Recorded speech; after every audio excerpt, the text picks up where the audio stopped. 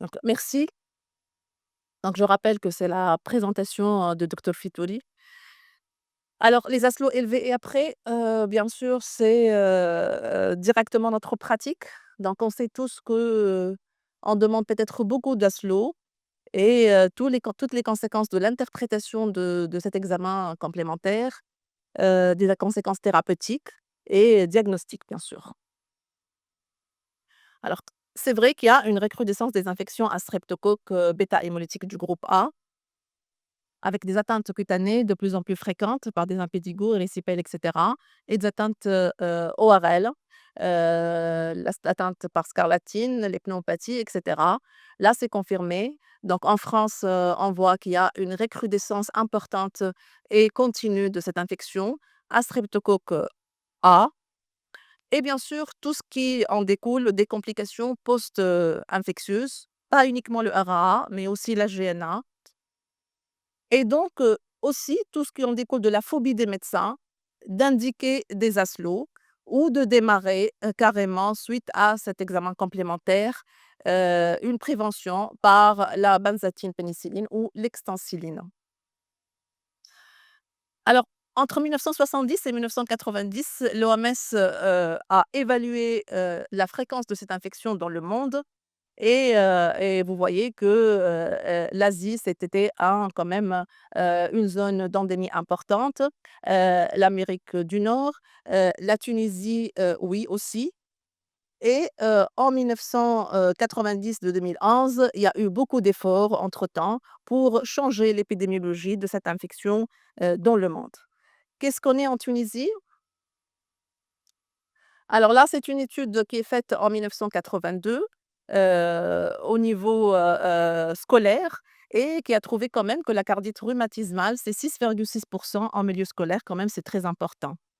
Alors entre 2001 et 2008, à peu près, on a 57 nouveaux cas par 100 000 habitants et 11 cas par an et la dernière étude qui est faite,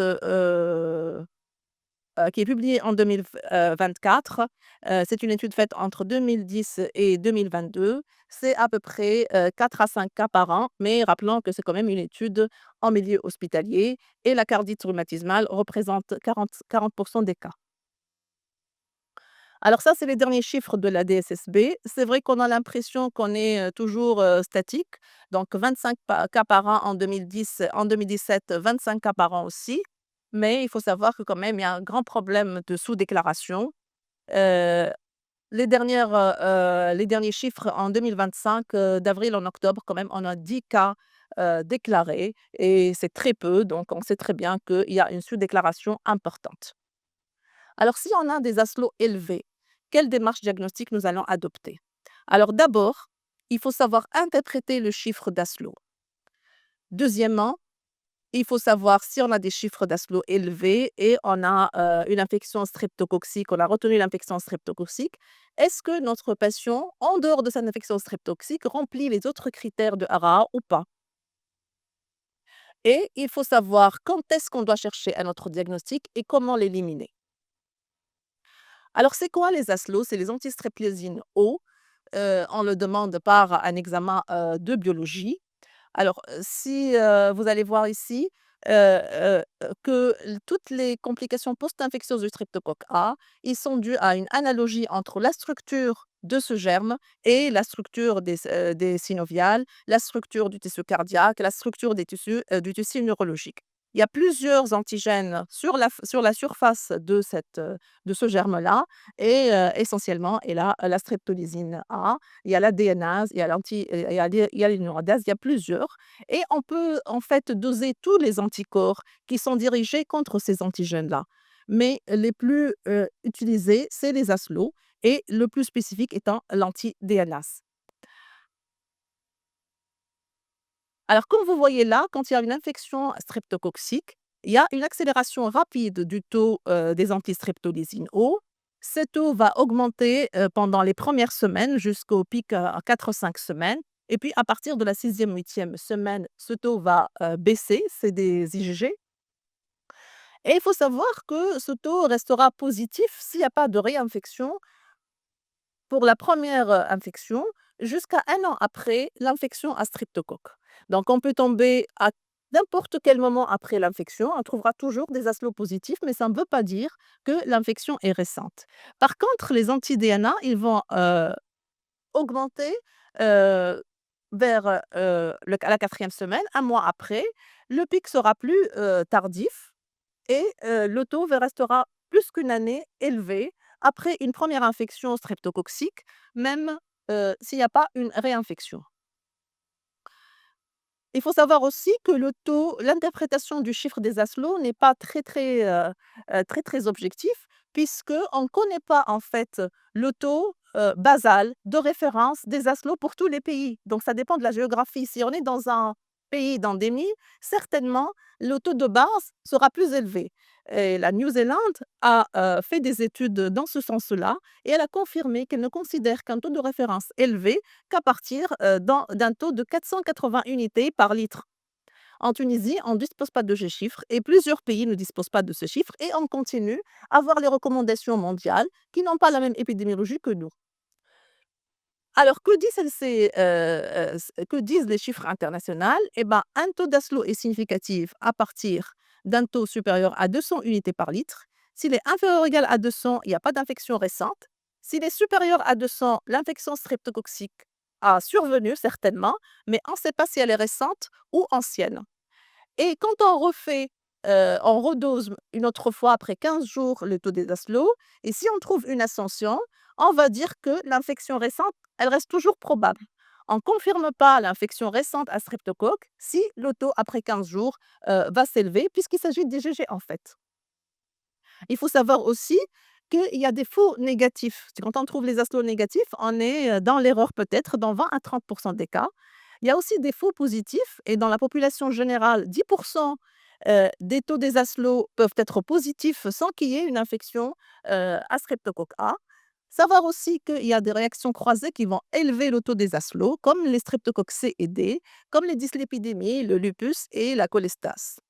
Donc, il faut savoir correctement interpréter l'autodésaslo en se basant sur la date par rapport à l'infection et en sachant qu'il y a des faux positifs, il y a des faux négatifs et que l'élévation après 15 jours des aslos ne confirme pas du tout que, il y a une infection, récente. Alors la principale complication, post-streptocoque étant le RA et les critères de Jones de 2004 vont, poser le diagnostic de RARA s'il y a 2 critères majeurs ou un critère majeur et 2 critères mineurs avec une preuve d'infection streptococcique. Alors les critères majeurs étant l'arthrite, la cardite, la chorée, l'érythème de Besnier et l'endocité de Ménette. Il faut savoir que les signes cutanés dans le RAA sont très rares, de 6 et de 3 et les critères mineurs étant les arthralgies, la fièvre, l'AVS supérieur à 60, la CRP supérieure à 30 et le PR qui est allongé. En 2015, donc ces critères ont été révisés. Donc il y a eu 2 modifications. La première modification, c'est qu'on a classé les populations en populations à risque élevé ou modéré et des populations à faible risque. Alors c'est quoi une population à risque élevé ou modéré? C'est toute population qui appartient à une zone d'endémie si l'individu a des antécédents familiaux de RAA, s'il a des antécédents personnels de RAA ou s'il a des conditions sociales précaires. Là, c'est des groupes à haut risque. Le reste, c'est des groupes à faible risque. Et la deuxième chose qui a changé en 2015, c'est qu'il y a eu des modifications de la valeur des critères de Jones, majeur ou mineur. Donc ça a été modifié selon le risque, justement, selon la classification de l'individu dans une population à risque ou non. Ceci pourquoi? Ceci pour faciliter le diagnostic s'il y a une présentation atypique ou retardée dans les individus à haut risque. Alors, qu'est-ce qui a changé? Alors, pour les arthrites, c'est toujours un critère majeur. Pour la population à haut risque, on retient maintenant la monoarthrite comme un critère majeur, ça a été toujours le cas d'ailleurs, mais pour les populations à faible risque, on parle de critères majeurs que lorsqu'il s'agit d'une polyarthrite. Pour les polyarthralgies, ce critère qui était, mineur, dans tous les cas, eh ben, maintenant, il est majeur quand il s'agit d'une population à risque et il reste mineur quand il s'agit d'une population à faible risque. Alors les monoarthralgies maintenant, c'est un critère mineur qui est considéré chez la population à risque et qui n'est pas considéré dans la population, à faible risque. La fièvre, c'est toujours un caractère mineur, mais on la considère à partir d'un 38 dans la population à risque et d'un 38,5 dans la population à faible risque. L'AVS, elle est si elle est supérieure à 30, donc elle est considérée dans la population à haut risque. Par contre, dans la population à faible risque, l'AVS devrait être supérieure à 60 et la CRP supérieure à 30 dans les 2 groupes. Alors toujours la cardite clinique ou infraclinique, c'est un caractère majeur. La chorée, l'érythème de Besnier, les nodules de Maynard, c'est toujours un critère majeur et l'allongement de PR reste toujours un critère mineur pour les 2 groupes et toujours, on doit avoir 2 critères majeurs ou un critère majeur et 2 critères mineurs avec une preuve d'infection, streptococcique pour retenir le diagnostic.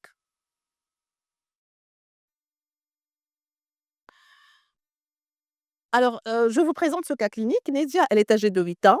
Elle consulte pour une fièvre avec arthrite des grosses articulations, avec un syndrome inflammatoire biologique. Donc, elle a consulté dans une autre structure. Le diagnostic de RA a été retenu puisqu'elle a un caractère majeur, c'est la polyarthrite, 2 critères mineurs, la température et le syndrome inflammatoire biologique, et elle avait des ASLO à 500 unités par litre. La patiente a été mise sous corticothérapie. Alors la symptomatologie s'est prolongée et la fille a présenté, une corticodépendance, c'est-à-dire à chaque fois qu'on dégraisse la corticothérapie, la fièvre réapparaît et après 1 mois et demi, elle présente cette éruption, cutanée, donc elle a été adressée au service de PUC. Alors voilà sa courbe, de température.